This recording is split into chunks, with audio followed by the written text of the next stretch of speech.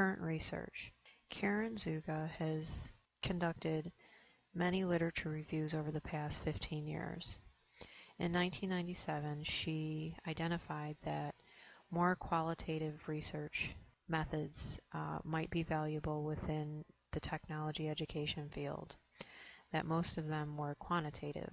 She also said that we were stuck in a cycle of not understanding the relationship between industry to society, and this was a result of the industrial arts roots. She suggested that we bridge the gap between theory and practice. In 2000, she conducted another literature review within the field, and her suggestions were action research and best practices. Teachers needed to perform action research at the applied level and within the field, and then that was a way to develop best practices that could be shared among practitioners and researchers alike. She suggested piloting technology application in the classroom that you could monitor and adjust accordingly, and she also suggested replication from study to study, that there were several studies that investigated particular uses, method, or content of technology, but there was little replication from study to study.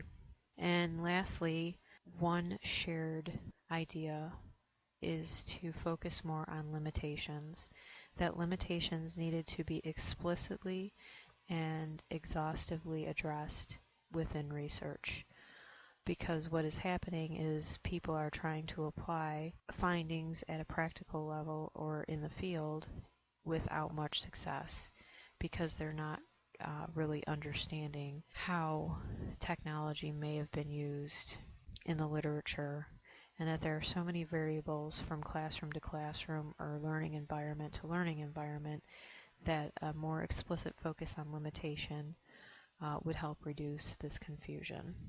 She is cited the most, Karen Zuga, in my literature review, and she's the one I highlight here. In closing, to fully understand something, one might benefit from taking a different perspective. In this case, the perspective of those abroad. In a historical investigation, Hallstrom offers an international perspective of technology education, and he addressed three perspectives.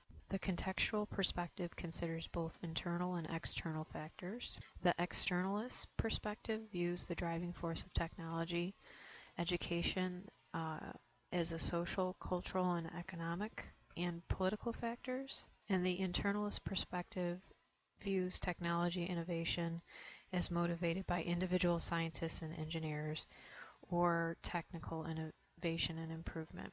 The internalist perspective is a narrow focus of internal characteristics and actors in technology education.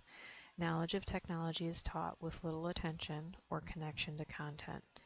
Hallstrom puts forth that many in the international community believe this is a representation of how Americans view technology.